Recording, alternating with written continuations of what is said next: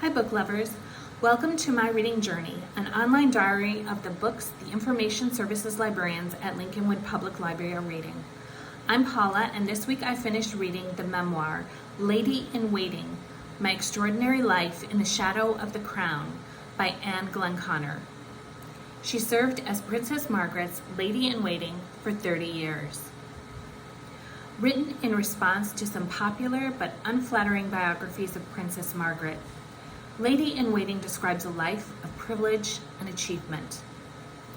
Anne Glenconner pulls back the curtain on the royal family, recalling her parents' friendship with the King and Queen, trips to Buckingham Palace, her role as a maid of honor for Queen Elizabeth's coronation, and Princess Margaret's charitable work and personal struggles. At the same time, this is the story of a self-described battle axe who took charge of sales for her family's pottery business, setting off to America at a time when women did not have careers. Also, she helped her husband develop the island of Mystique from a failing agricultural concern into an exclusive retreat for the elite. An expert party and event planner, Anne Glenconner describes a life brimming with activity. In its review, the New York Times noted, "It seems particularly apt that Anne Tennant, Baroness Glenconner, was born into an ancient British family whose crest is an ostrich swallowing an iron horseshoe, symbolizing, as she puts it, our ability to digest anything." Side by side with her stories about glamorous houses, parties, clothes, and the British peerage, Anne was married for 54 years to a man who enjoyed manipulating people by flying into rages and manufacturing drama.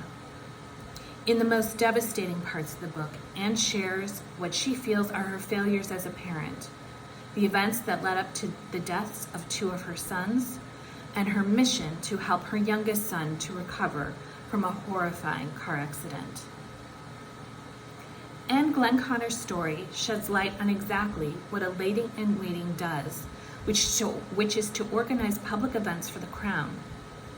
She applied these skills in her personal life, often to diplomatically mitigate potential disasters caused by her husband. One wonders, without her support and patience, if her husband could have achieved his dream for Mystique, and how he could have left their children out of his will. Here is the story of a remarkable life truly lived to its fullest, in a world most people will never have the opportunity to access or join.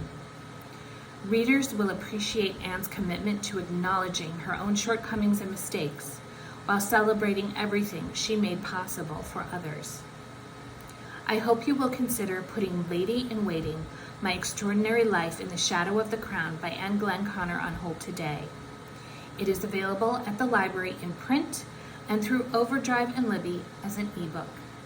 Until my next book, stay cool.